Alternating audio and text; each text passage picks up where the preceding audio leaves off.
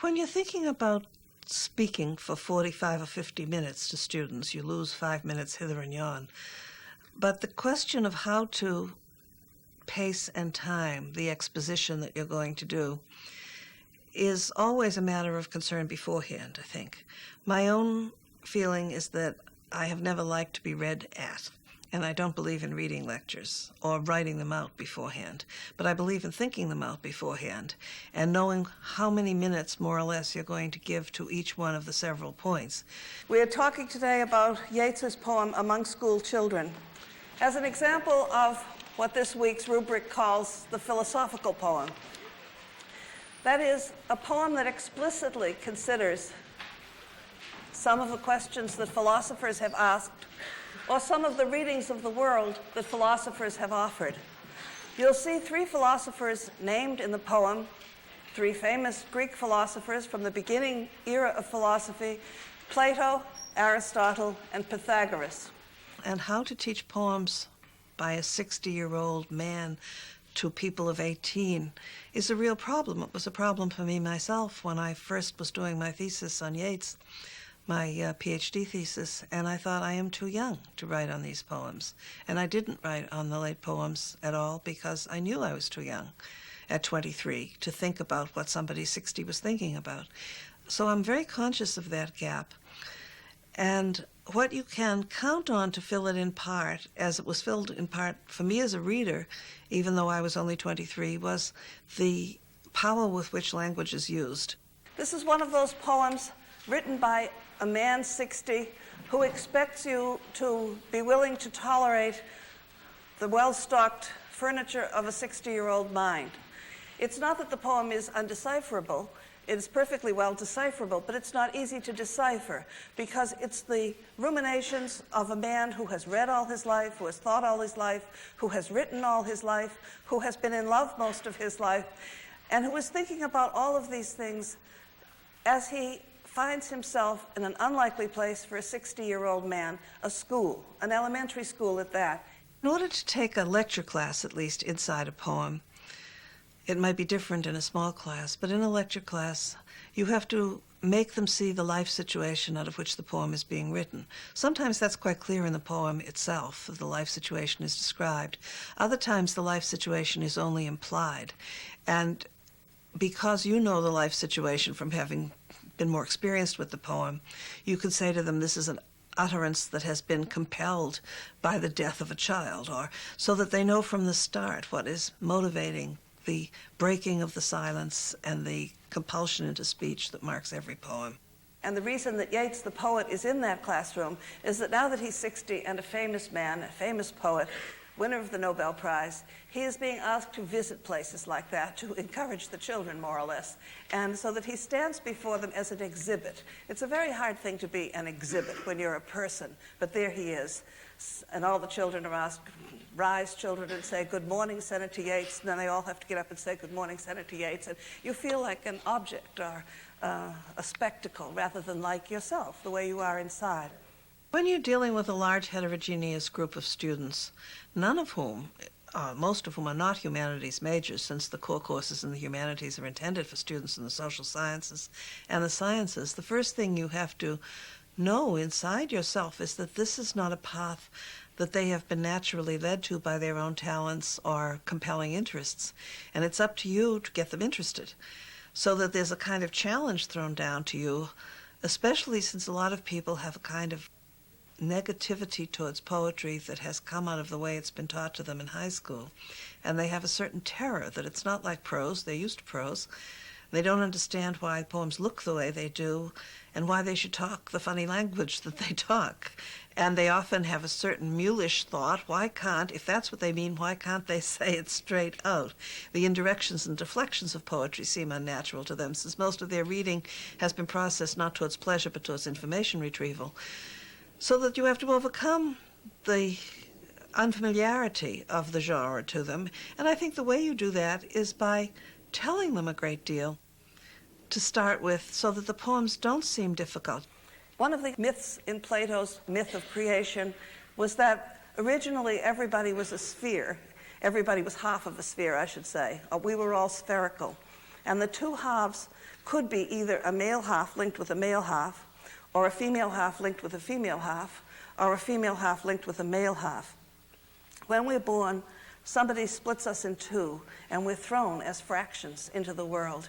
This is Plato's myth to explain the varieties of sexuality. If you're a male and your other half was male, you go around the world seeking that other male half.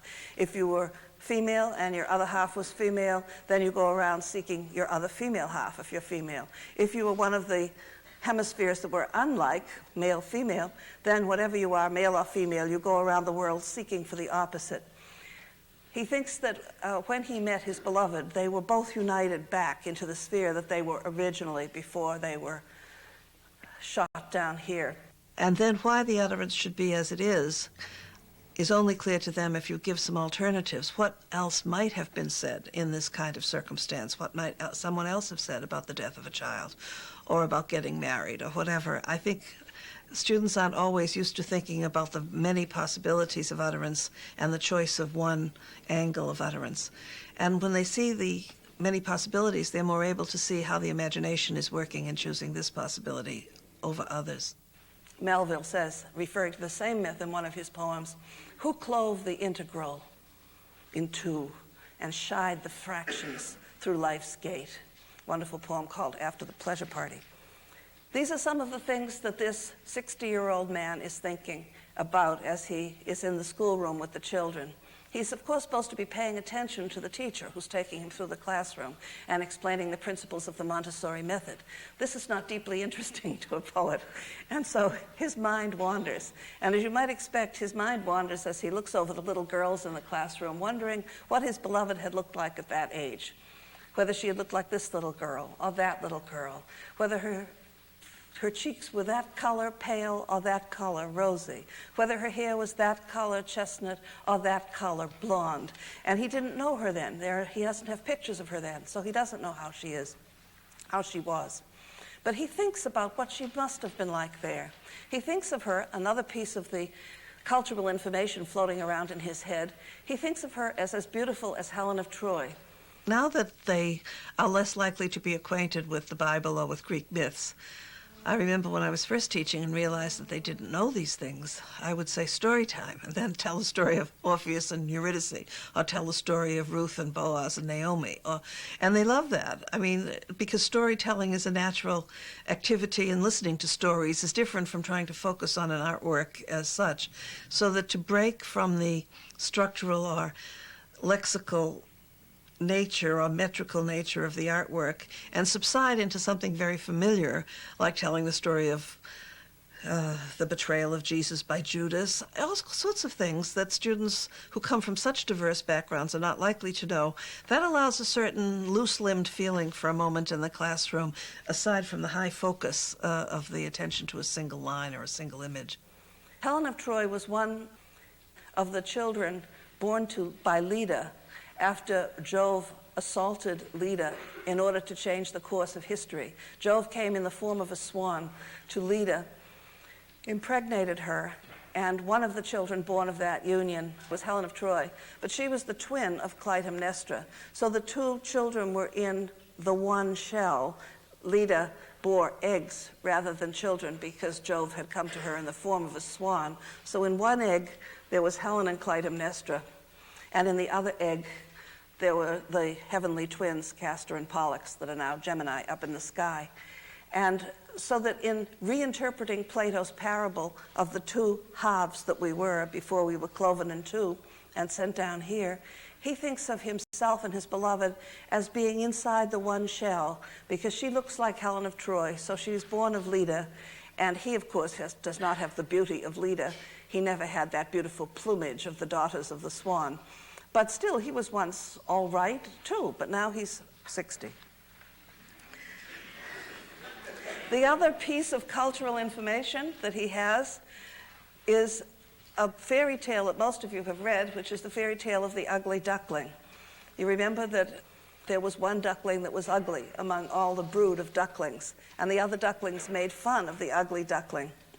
And as the ducklings grew up, the ugly duckling suddenly was transformed into a swan. and that was why the duckling looked different from the other ducks. They were just ordinary paddlers, but she was a daughter of the swan. And yet, when they were young, no one could tell them apart. She looked like a duckling, too. It was only later that you could see that she was really a daughter of the swan and not the ugly duckling that she had seemed to be. This poem is about labor. That is to say, Adam's curse, as Yeats calls it in another poem. When Adam fell, God told him that he would have to earn his bread by the sweat of his brow. That was the curse specially ascribed to Adam. The curse ascribed to Eve was that she would bear her children in pain. So that the primal deficit that we all suffer under is that we don't know things by innate knowledge, that everything we end up knowing we have to have learned by a painful process of acquisition, starting with school, going on to from rote instruction to individual instruction, to philosophical thought, to reach the more complex realms of human thought, and finally to express ourselves in one way or another. Some people express themselves in art, but many people express themselves in life. They live a life of interesting twists and turns and curves, and they choreograph for themselves their entire life cycle, and that is their means of expression. When Yeats sees the children beginning to learn, his heart sinks. The road of learning is such a very long road. And even when you reach the very tip top of it, as Plato and Pythagoras and Aristotle did, what does it all amount to for you personally, even if you've reached the heights of learning? This is a poem that asks, what is the point of life? It had as its ending 2 points of life, and I'll come to that when we come to the ending. How are we to think when we're 60 about the life we have led, what it adds up to, what it's worth? And you can see that at least the first of Yeats's thoughts, which is given for you in the footnote on the second page, when he wrote to a friend, it means that even the greatest men, Plato, Pythagoras, Aristotle, are owls, scarecrows, by the time their fame has come. And he is now one of those men and feels himself to be an old scarecrow. When I was lecturing on Among Schoolchildren, say, in the core, it's a long poem, it was going to take the whole hour. So that the first 15 minutes might be stage setting of the dramatis personae, who is Yeats, who is Maud Gonne, what is he doing in the schoolroom, why is he a public man, all of those things that need to be explained just to have the poem clear, because it is an autobiographical poem. Once the students are ready to go into the poem, then the next 15 minutes, or after the first 10 minutes, let's say, of biography, setting, why the Montessori school was modern and so on, then to move into the big structural divisions of the poem. Let me read the beginning. The first 4 stations, you might say, of this poem, and I call them stations because each stanza is preceded by a Roman numeral. As you know, most of the poems we've seen don't have a stately Roman numeral, which is far more stately than an Arabic numeral, standing in front of each of its successive 8 lines. It's as if to say, here we are in stage 1. You stop. Then you have a big Roman numeral, stage 2. Here we are at point 2. And then here we are at point 3. Those Roman numerals tell you that each point is a really different starting point. That's why the poem doesn't seem to continue seamlessly. It seems to start anew almost with every stanza. And you'll remember that Sailing to Byzantium had the same Roman numerals before each one of its 4 stations. That is no country for old men. And then coming to, and therefore I have sailed the seas and come to the holy city of Byzantium at the end of its 2nd station. The 3rd station raised thought to heaven, O sages, standing in God's holy fire. And then the 4th station was back down to earth again of what is past, singing to lords and ladies of Byzantium in a garden of what is past, or passing, or to come. So that these 4 stationings of thought, and often of the body, as in Sailing to Byzantium, are part of the meaning of those sovereign Roman numerals standing at the beginning of each place. The first 4 of these 8 stanzas, it's a very symmetrical poem. It has 8 stanzas, and each of the stanzas has 8 lines. That's a form of perfection, 8 times 8. George Herbert, for instance, wrote a poem called Sunday, which has 7 times 7, because Sunday is the 7th day of the week. These stanzas are called ottava rima. We've seen them before in Sailing to Byzantium. And they have a unit of 6 followed by a unit of 2, A, B, A, B, A, B, C, C. So they end in a couplet. The basic paradigmatic or normative form of such a stanza is to have a 6-line unit of thought followed by a 2-line unit of thought. You'll notice how this poem disobeys the paradigmatic or normative form and therefore keeps us going in a sense of restlessness. It hasn't settled down and sat down, you might say, in its ottava rima form until the very end. We begin, this is a process poem, you might say, which begins with a mind made up. That is a resolved view of the present state of affairs.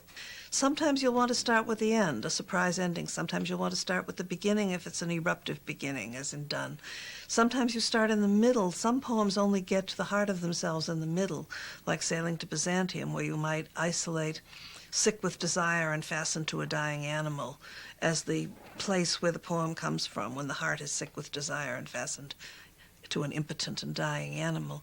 And to lift those parts of the poem up to them before you even start on the poem orients them towards the situation from which the poem comes.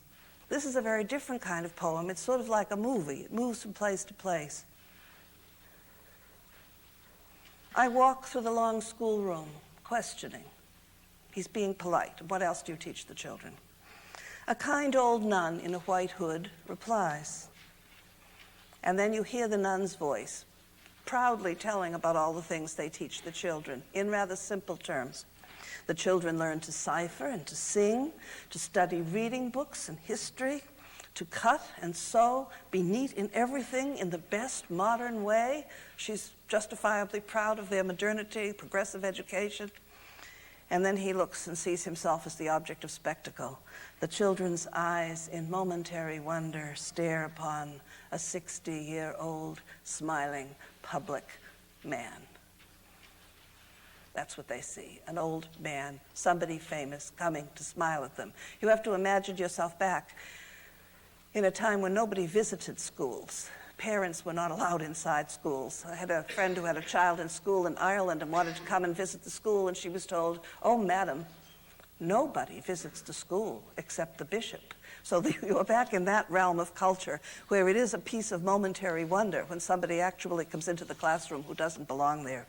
I believe in reading things aloud so that the students hear the poem since it's meant to be heard. I also believe in spending long enough on the poem for the principle of pleasure around which the poem is constructed to communicate itself to the audience. So it's the idea of making it pleasurable for the students as well as letting them inhabit the poem for a little while, as well as pointing out certain formal or technical things that they're supposed to be learning as they go along. It's the recollection that you must make eye contact, the recollection that you must lift your head from the text, interested though you are in it, and that you must make your voice the medium of the tones of the poem so that you're not reading in a monotone, but you make it sound like something a live human being could have said. All of those things are important, I think, in talking to groups. I dream of a Lydian body bent above a sinking fire, a tale that she told of a harsh reproof or trivial event that changed some childish day to tragedy. Told, and it seemed that our two natures blent into a sphere from youthful sympathy, or else, to alter Plato's parable, into the yolk and white of the one shell, till they were twins inside the one egg. And thinking of that fit of grief or rage that she told me about, I look upon one child or the other there and wonder if she stood so at that age. For even daughters of the swan can share something of every paddler's heritage, and have that color upon cheek or hair.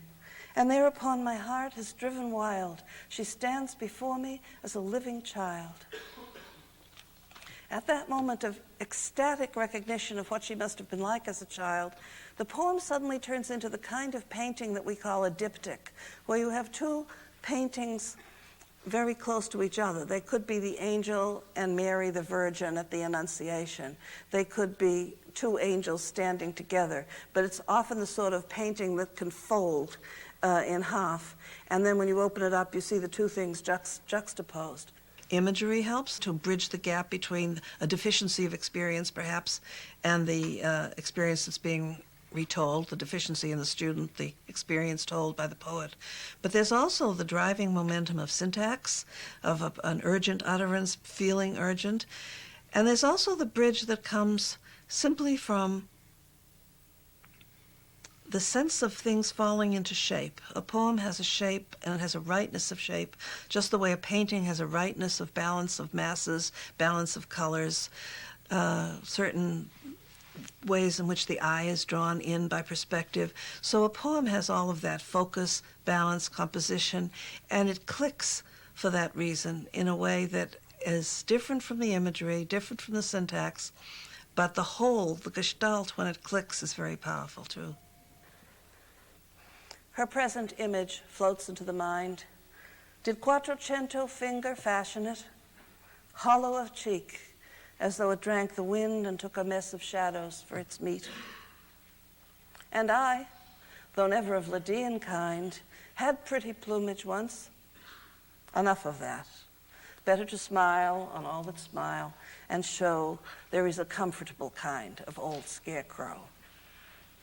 That's the end, really, of the picture in the classroom. It's the end of the process through which the poem has been taking you to show you his thoughts as they wander away from the children there, back to his own past and to his own present, where now he stands as a 60-year-old man, entirely unlike the young man he was who had pretty plumage, and she, his beloved, stands as the old, ravaged woman she is. 60 was older in those days than now, I hope, and she is a living child. So you now have two diptychs, himself when he had pretty plumage, and himself as the comfortable kind of old scarecrow, herself as a living child, and herself as the ravaged crone. When you look at such things as what life turns out to be, what you amount to by the time you're 60, you think, even my mother wouldn't think it was worth having had me if she saw that I was going to turn into an old scarecrow. The first thing you have to believe is that everybody is curious about how the world works, and everybody is susceptible to rhythms and language and the expression of human emotions. So you get down to the bedrock of whatever it is that is evolutionarily available to you in a human being. They must respond to, otherwise they wouldn't have evolved. We wouldn't have evolved the way we have. And I count on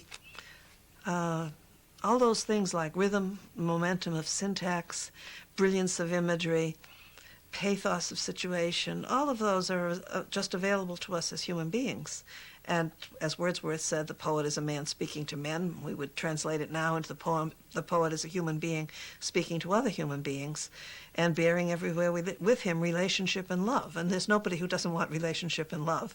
And poetry, says Wordsworth, the only constriction placed on a poet is that the poem must give immediate pleasure.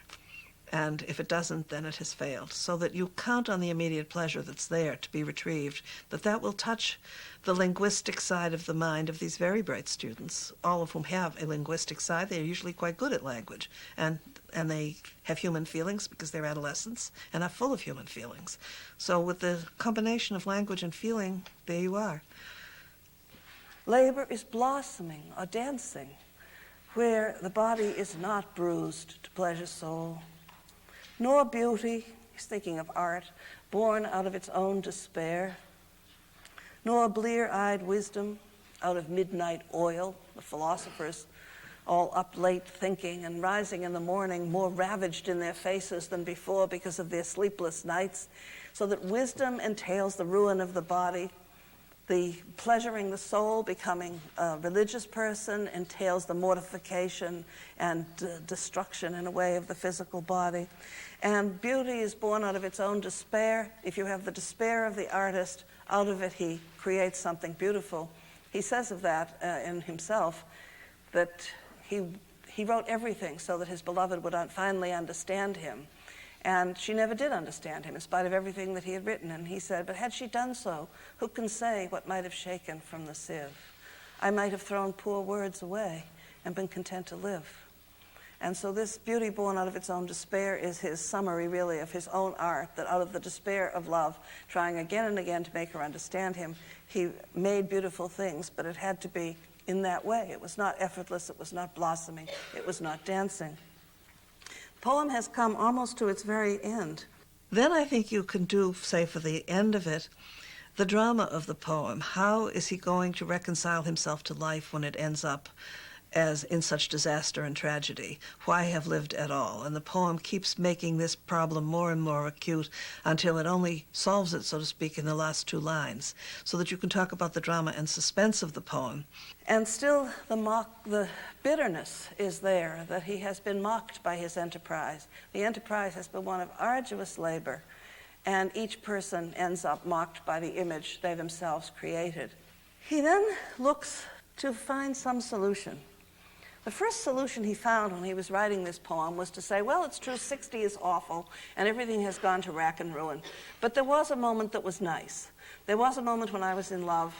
There is a moment in the seasons of the year where everything blossoms, and it's spring. And about all you can salvage from life, if you're asking whether it was all worth it, was to say, yes, there was that one magical moment. And the original ending reflected that. It showed two dancers dancing together. It showed the moment of being coupled. It showed the moment of mutual recognition that is blending into a sphere from youthful sympathy that we saw earlier in the poem. And that, he says, was a good moment. And he also thinks that it was a good moment in the springtime when the hawthorn tree, which is called the May often in English usage, when the hawthorn tree blooms and all that beautiful, the hedges are white with the blossoms of the hawthorn tree all over, wherever you look. The first time a student finds a Yeats poem of great complexity, they may be almost tempted to throw up their hands and think, I don't know what he's talking about. But then to be led through it in a kind of rational and serious way, but to have some of the difficulties eased by being explained, means that they can perhaps be led to the pleasure that the poem is intended to give, which if they were struggling with it all alone, they might not be able to attain at that stage in their education. So that it's purveying of the pleasure that is locked up there in the artwork that they might not be able to unlock for themselves yet.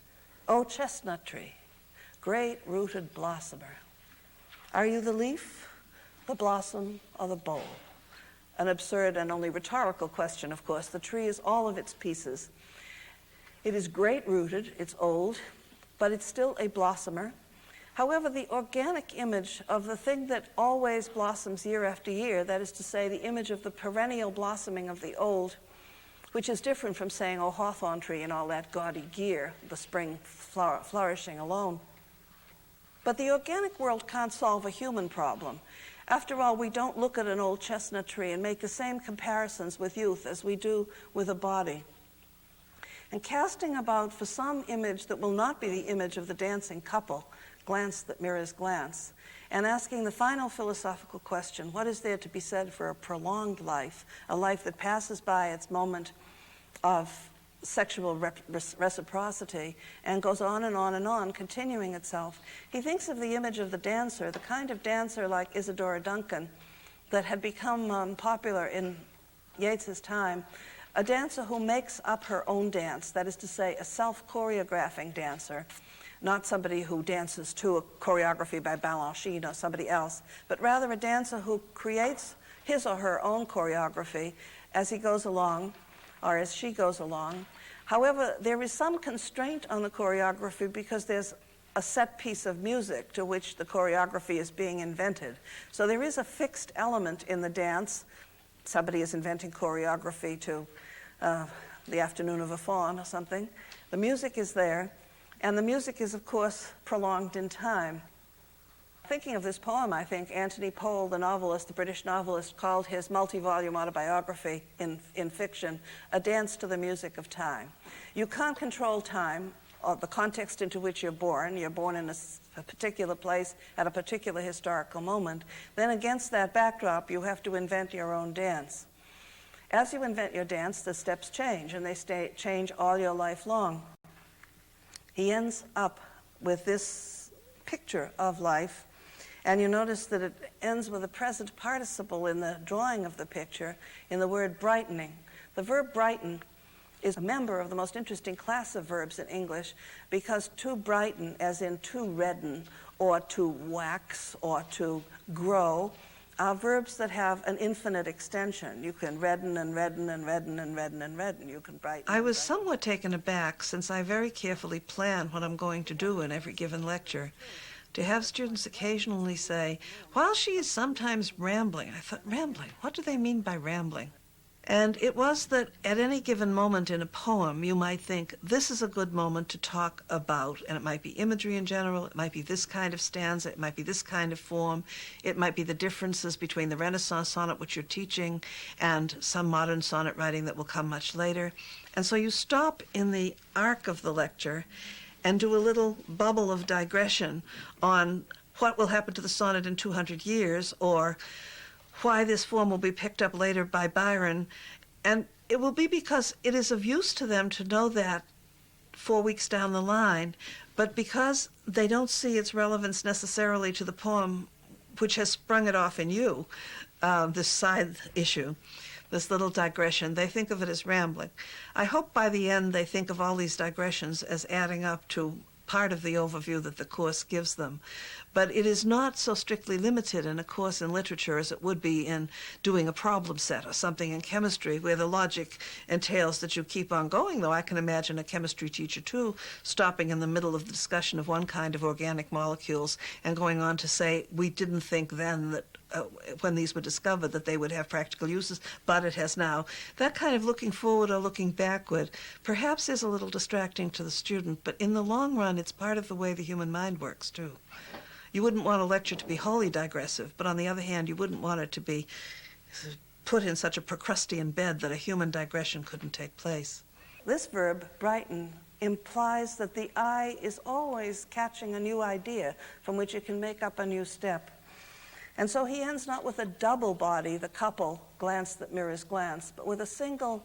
He accepts his own solitude in this image and accepts the fact that the dance is essentially a solitary dance, which one choreographs through one's entire life.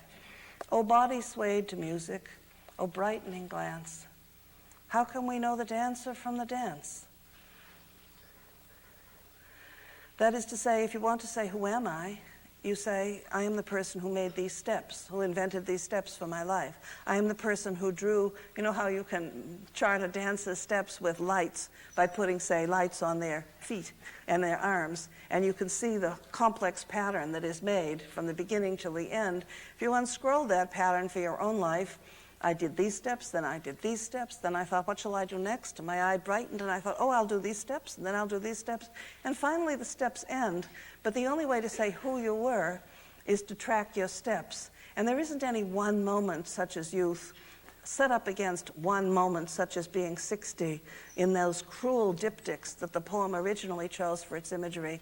Instead, there's only a fluid and self-invented set of steps which defines you at the end. So that by redefining identity, not governed by time, but invented against time, not crushed by time, not mocked by time, as those diptychs show being crushed and being mocked, but instead as a constant challenge to invent yourself anew with each stage. When you're 60 as much as any other time, you are still doing dance steps when you're 60, as he was doing dance steps when he was young. And this sudden pulling of the chestnuts out of the fire and finding a way to define both the purposefulness of life after its biological purpose has been fulfilled, after the sexual moment is over, and by defining it not biologically, but imaginatively, as the way you contrive to live, to invent steps against the music of time that your life has been set to, that the value that is then inscribed in this final couplet, which is where the poem comes to rest by having this great human couplet, and finally acceding to its own sense of itself as an ottava rima poem with a couplet that can finally end the poem, is that it conceives of the imagination as the fundamental spiritual component of life. If the biological component is indeed sexuality and reproduction, the spiritual component of life is imagination, which responds to each new temporal challenge with a new step and keeps putting forth its blossoms like the chestnut tree at every moment, no matter how old, great-rooted, and solid it is. Rescuing them from a sense of impotence and giving them an avenue towards mastery, which is exactly what adolescents need, is the sense that they are in command of the world rather than helpless subjects of it. That seems to me fundamentally what we're in the business of doing. I also think that you give them a kind of model of what it might be like to talk about art. It's not the kind of talk they hear much at home or on TV, but it is a form of discourse that's been going on since the beginning of time. And it's a discourse that changes, but how to talk about paintings, how to talk about music, how to talk about poetry, all of those are discourses they might, at least some of them, want to learn, but that the only way to learn is to hear somebody doing it. So that this is a poem which is exciting, in part because it begins in such a desultory way, I walk through the long schoolroom questioning, but ends with the ultimate question of what is my life worth now, if it's worth anything now that I'm 60. And keeping that revelation till the very last 2 moments of the poem make it a thrilling poem once you can read it without being sort of baffled by its various changes of position. It aims at being a comprehensive poem and going from the Greek philosophers to now, in treating both men and women, in treating passion, piety, and affection, and in treating both the organic world, the chestnut tree, and the human world, the brightening eye, at the same time. It also aims at being comprehensive in thinking about the physical body over against the imaginative soul and giving both fair play, the bitterness and exhaustion of the human, the biological, the passionate, the venerable, the worshiping, and at the same time the constant liveness of the brightening eye as the imagination copes with life once more, even at 60.